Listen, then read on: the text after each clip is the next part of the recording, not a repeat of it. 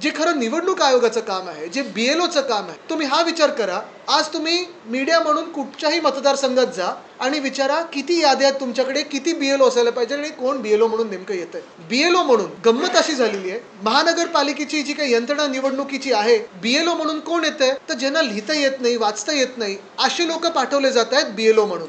आणि हे लोक जाऊन चेक करतात की तुम्ही मतदार आहेत की नाही. लिहिता वाचता न येणं हा काही गुन्हा नाहीये, बिलकुल नाहीये. परिस्थिती असेल म्हणून तसं ते पुढे तसं राहील असेल. पण जेवढ्या महत्वाच्या कामासाठी जिथे तुम्ही प्रत्येक मतदार हा खरा आहे की खोटा आहे हे ओळखू पाहता, तुम्ही लार्ज हाऊस होल्ड मध्ये जे 10+ लोक खरोखर राहतात की वेगळी वेगळी आहेत हे तुम्ही ओळखण्याचा प्रयत्न करताय, तिथे तुम्ही असे लोक पाठवताय ज्यांना यादी वाचता येत नाही, काही लिहिता येत नाही. तर नेमकं ही निवडणूक प्रक्रिया जी चाललेली आहे, मी केंद्रीय निवडणूक आयोगाला पण विचारत आहे, राज्याच्या पण निवडणूक आयोगाला विचारत आहे आणि स्थानिक निवडणूक आयोग जी मुंबई महानगरपालिकेसाठी आता कार्यरत आहे हे नाही विचारत आहे की नेमकं तुम्ही करता काय, पगार कशासाठी घेता. जे काही पगार येतात ते जनतेच्या पैशामधून येतात.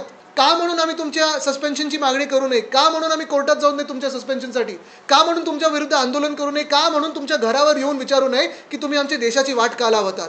एका बाजूला आपण पाहतोय गोंधळ तर सरासरी मोठा घातलेलाच आहे, पण दुसऱ्या बाजूला तुम्ही थट्टा उडवत आहे, सर्कस करून ठेवलेली आहे की ज्यांना लिहिता येत नाही, वाचता येत नाही, यादीत काय लिहिलंय हे कळत नाहीये, अशा लोकांना तुम्ही या सगळ्यात महत्वाच्या पवित्र काम, आपल्या लोकशाहीच्या पवित्र कामासाठी तुम्ही पाठवताय. तसंच त्याच्याही पुढे जर तुम्ही जाऊन पाहिलं तर हा घोळ इथे थांबत नाही. पुढचा घोळ असा आहे आणि हे परत तुम्ही सगळ्या